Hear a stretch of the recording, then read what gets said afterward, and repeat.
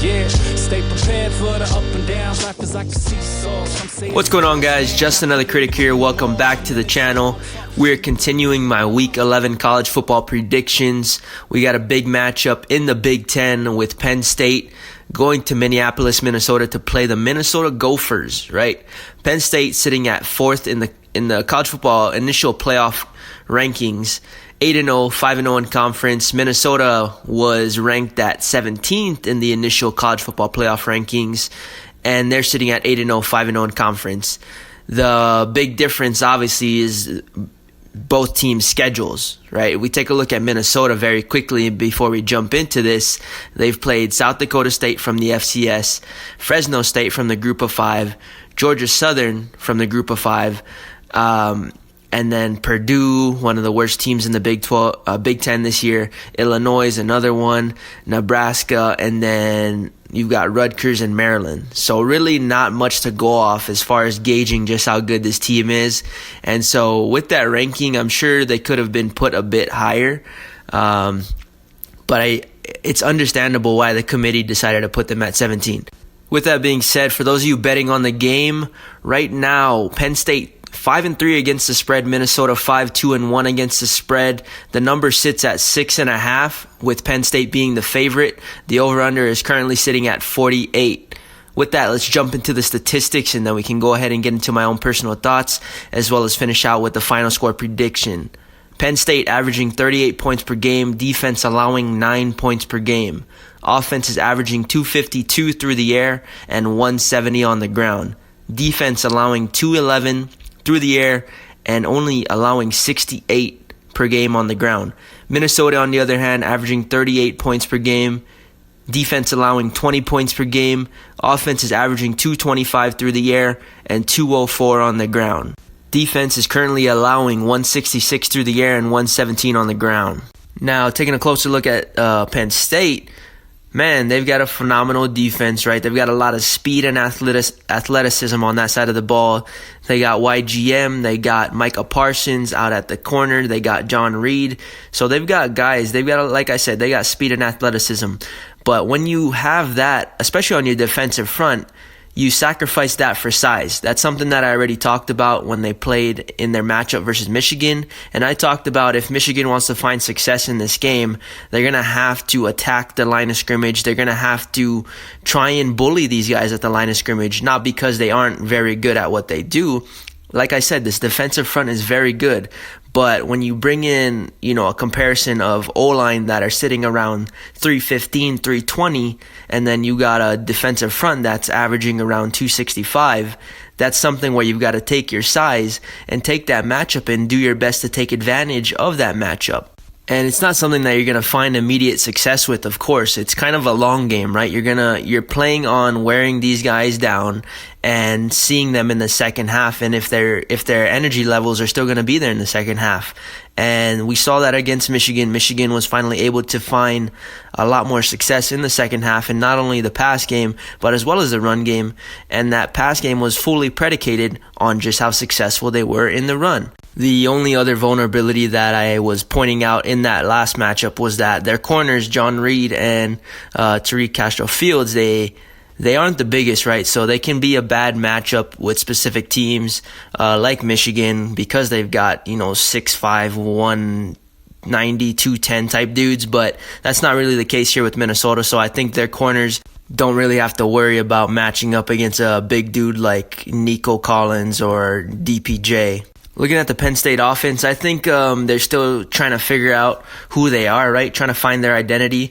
But they've been getting much better on a week-to-week basis. The guy that stepped up in the run game has obviously been Noah Cain. And then we know who really the duo on offense is. It's Sean Clifford and KJ Hamler. Sean Clifford, a very athletic dude. He likes to move around a lot in the pocket, likes to get outside of the hashes and make some plays outside the numbers in that way. KJ Hamler, also very explosive, very quick. They get the ball to him a lot because he's probably their best playmaker. They run a lot of screens with him, a lot of quick dump downs, really anything to get him into space so that he can go out there and do his thing, right? Pretty much essentially what Alabama likes to do as well with their skilled guys. I don't expect anything different from what they've been doing successfully. They're going to stay in the spread. They're going to run a lot of zone read options with Sean Clifford and use his athleticism to their advantage. I'm not sure there's much more to say about this offense. I think they're very good. I think they're getting better on a week-to-week basis as far as figuring out exactly who they want to be. Is this offense good enough to beat a Minnesota team? Of course. Now, are they good enough to compete for a college football playoff? Now, that's a topic for another time. Moving along, we take a closer look at Minnesota. The main guys to keep an eye out for, obviously the quarterback Tanner Morgan, running back Rodney Smith, as well as their impact player at wide receiver Tyler Johnson. The crazy thing is that these teams are nearly identical as far as the schemes that they like to run. Minnesota also loves to do a lot of spread, a lot of zone read options, and then, along with that comes RPOs, play action passes, and so most of what they like to do starts in the spread. On defense, they also run a 4-3. Obviously, the big difference between these teams outside of their schemes is the amount of talent that they're able to recruit. But I do like PJ Fleck. He's a phenomenal coach. He's shown that he can turn programs around. He did that at Western Michigan, and he's doing it now with Minnesota Gophers. At the same time, it's still hard to gauge just how good this team is because of who they have faced.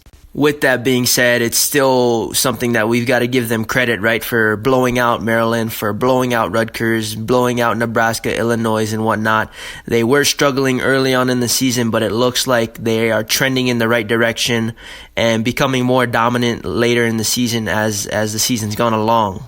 Looking at the defense, it's kind of the same story, right? It's hard to gauge, but we got to give them credit for what they've done, while also crediting the coaching staff for bringing in some transfers like Micah Treadway, Chris Williamson, and Benjamin Just, guys from Notre Dame, Florida, as well as Michigan, some top programs. So from some of the games that I've watched, these guys have made an immediate impact as far as on the field production goes. And so they can certainly be some guys to watch out for in this matchup with Penn State. There's just so many unknowns with this Minnesota team because of their schedule. I can't, say it enough. And for that reason, it's hard for me to really build them up or play them down because right now we just don't know. If they're going to find any success in this game, I don't think it's going to be in the spread. I just believe that these guys at Penn State are just too athletic. They get to the quarterback too quickly. And really this Minnesota front, O-line, they haven't really seen any type of players like this. This is going to be a huge talent discrepancy from what they've already faced. And so facing these, 4-star, 5-star athletes, it's going to be a big jump. They're going to have to get caught up to that speed of play because at this point in time, they're just not acclimated to playing better talented athletes, right? Because they've played such a cupcake schedule. Like I talked about earlier, if they're going to have any success in this game, I think they're going to have to take a very similar approach to Michigan and just committing to the run, regardless of whether or not it's successful early on. They're going to have to play the long game because they're just not talented enough to pass to open up the run, right? A lot of teams just aren't able to do that. There's teams like Alabama and Oklahoma, and there's other teams like LSU who are able to pass the ball to open up the run game because they have that talent at the skilled positions. That's just not the case for Minnesota.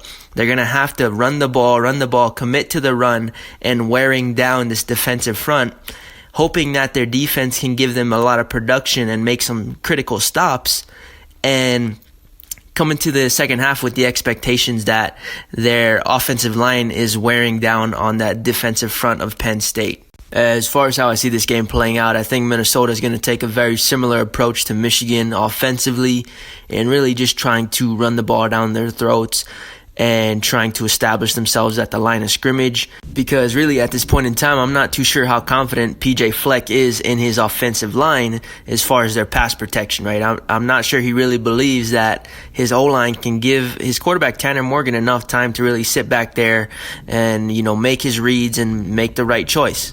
With that being said, I do think this game will turn out very similar to that Michigan game. I think Penn State is going to get out early. I think they're going to jump out to an early lead. And with that, Minnesota, depending on how big that lead is, right, anywhere from 2 to 3 touchdowns, That would essentially force Minnesota to move away from that long-term play as far as wearing down that defensive front, and then they're going to have to go back to the spread and try and pass the ball in order to play catch-up, which I just don't think is going to work out very well for Minnesota. With all that being said, this is all going to be predicated on just how well this Minnesota defense can play. They will be playing at home. They will be very motivated, right, with the disrespect that the committee showed them and ranking them at 17. And like I said, there's a lot of unknowns in this game because we just don't know how good this Minnesota team is. We just don't. Not at this point in time. We're going to find out this Saturday. And so everything I just said could be completely wrong and they could surprise us. That's just how college football is, and that's just the way it could turn out. With that, I have my final score. Penn State wins 31-23. Once again, Penn State wins 31-23.